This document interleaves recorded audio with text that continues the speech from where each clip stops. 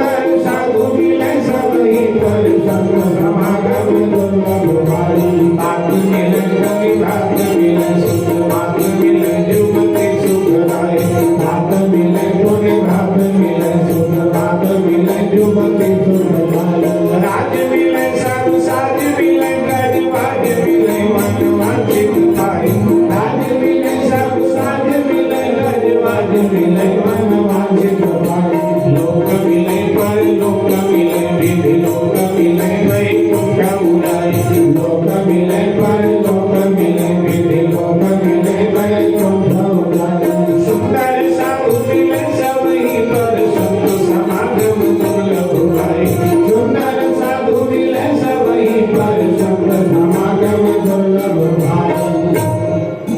उपरोक्त जो गिनाया गया है वो सब मिलना सहज सरल है, लेकिन कहते हैं संत समागम दुर्लभ भाई, और वो संत समागम हमको आपको प्राप्त हो रहा है शिव महापुराण के माध्यम से। शिव महापुराण का आयोजन जब भक्त लोग करते हैं,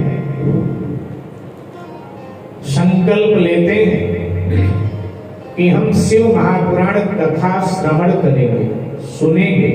अभी सुना नहीं, संकल्प ही लिया था सुनेंगे। उससे क्या होता है? तो लिखा हुआ है कुलम पवित्रम जननी कृतार्था वसुंधरा भाग्यवती च तेना विमुक्ति मार्गे सुख सिंधु मगनम लगनम परे ब्रह्ममणि यस्य चेता।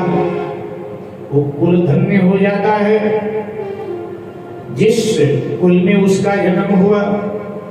उसकी माँ जहां होती है, कृतार्थता का अनुभव करती है, वो धरती धन्य हो जाती है जहां भगवान महादेव की शिव महापुराण कथा का संकल्प लिया जाता है, गाया जाता है।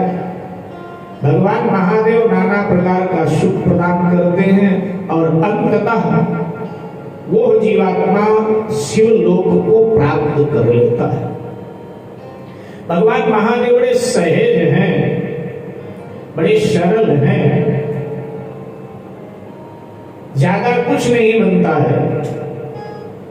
तो जो व्यक्ति इतना ही जीवन भर करता है, क्या महादेव महादेव महादेवेति यो वदे एकेन लभते मुक्तिं द्वाभ्यां संभूरिणी भवेत्।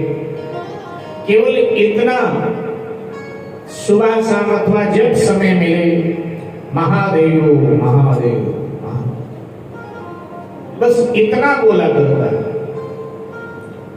इससे लाभ क्या होता है? तो शास्त्रकार कहते हैं, एक तो भगवान शंकर ऐसा जो बोलता है उसके ऋणी हो जाते हैं, और दूसरा अंततः उससे मुक्ति की प्राप्ति हो जाती है। अथवा तो शिवः काशी शिवः काशी काशी काशी शिवः शिवः ये जपन्ति नरा भक्त्या तेषां मुक्तिर्न संशयः। शिव काशी शिव काशी शिव काशी, ऐसा जो नित्य बोला करते हैं, चलते फिरते उठते बैठते शिव काशी शिव काशी शिव काशी, अभी कोई मुश्किल नहीं है। लाभ क्या होगा? तो कहा लाभ यह है कि जो लोग ऐसा जपा करते हैं उनकी मुक्ति पक्की है, इसमें किसी भी प्रकार का संशय नहीं करना चाहिए।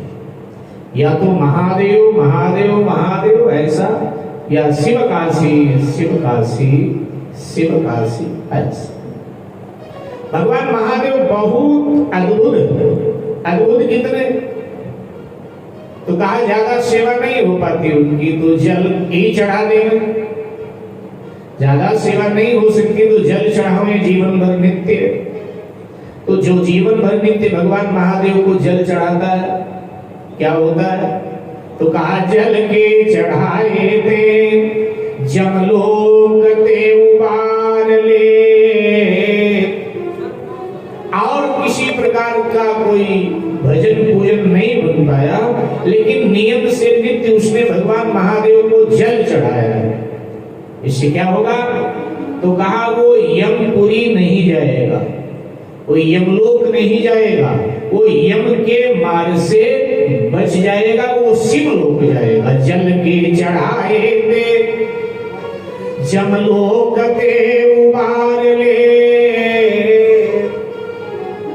और साथ में जल के अगर चंदन चढ़ा दिया, जल और चंदन दोनों चढ़ाया तब क्या होगा?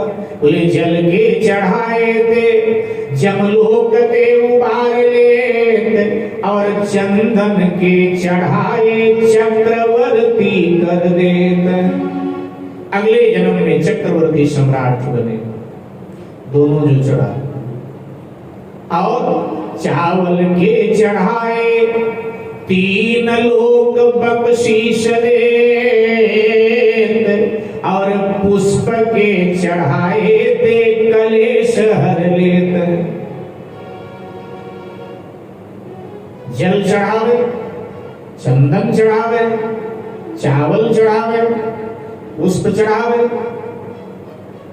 तो कहा कि उसके जीवन का समस्त क्लेश भगवान महादेव हर लेते हैं। और बेल पत्री के चढ़ाए थे अपनो जन करिले, जो नित्य बेलपत्र भगवान महादेव को अर्पित करता है, उसको भगवान महादेव अपने सभा में, अपने टोली में शामिल कर लेते हैं, उसको खास अपना समझते हैं। और बेलपत्र पर कहीं राम लिख दिया सफेद चंदन से, फिर चढ़ाया भगवान महादेव को, फिर तो और राजी हो जाते हैं। तो कहा बेलपत्री के चढ़ाए थे अपनो जन करिले, और गाल के बजाए थे।